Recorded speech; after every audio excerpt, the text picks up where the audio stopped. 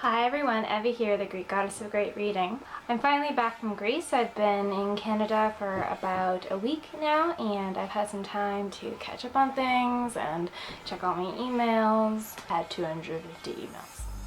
That's a lot of emails. And I'm finally ready to do another book review for you guys, and today I'm reviewing The Hobbit by J.R.R. Tolkien.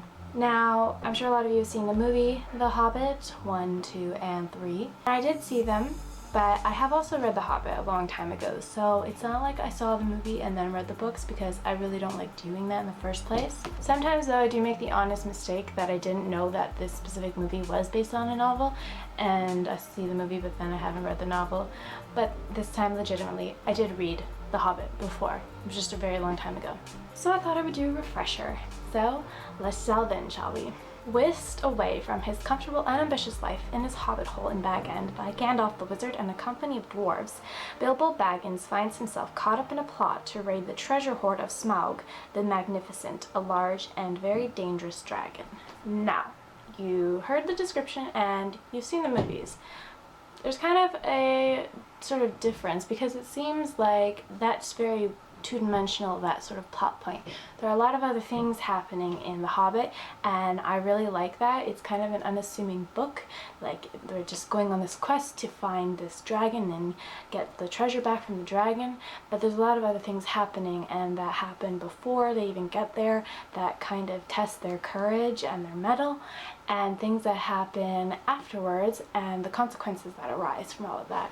I really like The Hobbit, of course. It's very easy to read. It was actually written for children, according to J.R.R. Tolkien, but then his Lord of the Rings series is a lot more difficult to read, because I remember when I was trying to read it when I was younger, I got through maybe one chapter and I was like, huh? But I'm going to try reading them again now that I've just read The Hobbit. It really kind of makes me want to actually read the Lord of the Rings books, because those are movies where I am guilty that I've seen them and never read the books.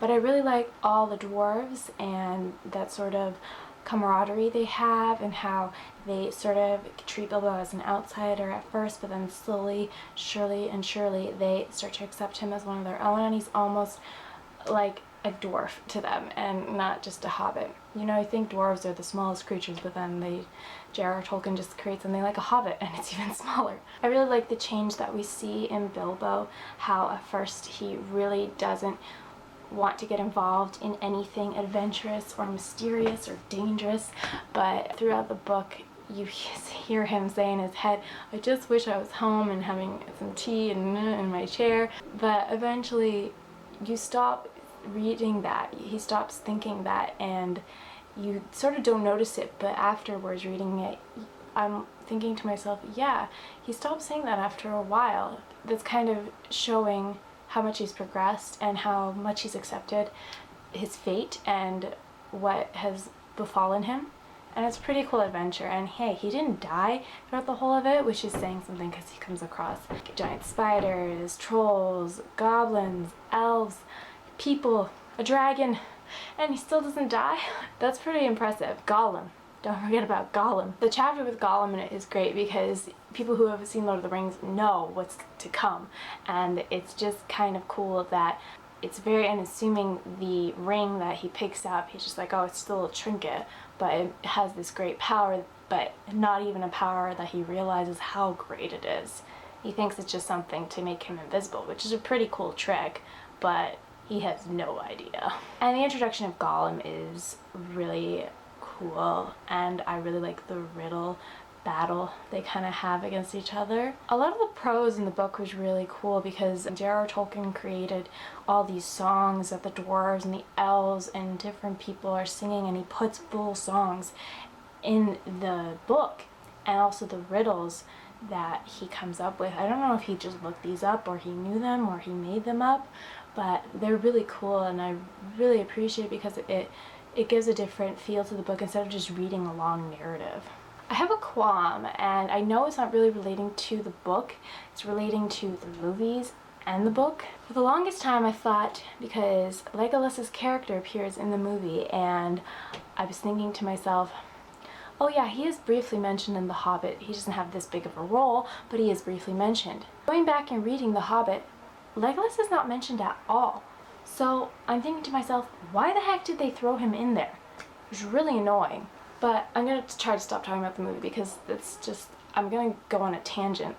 My point is, it's The Hobbit. It's a classic and it's really easy to read, and if you love adventure and fantasy and friendship, it's a really, really great read. So if you haven't already, I do recommend you pick it up and start the rest of J.R.R. Tolkien series.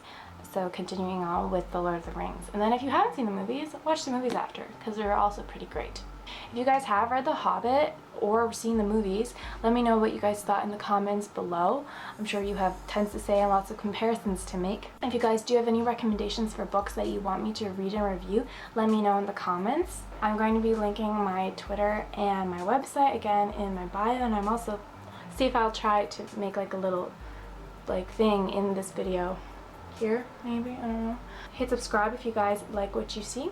Once again, check out my friend Lenny Papadopoulos' music that's featured in this video. I'm going to link his SoundCloud page as well. We have a song that we collaborated on coming out very soon, so if you guys are interested, I'll also post that somewhere for you guys and you can take a listen to it. That's all for this time, guys.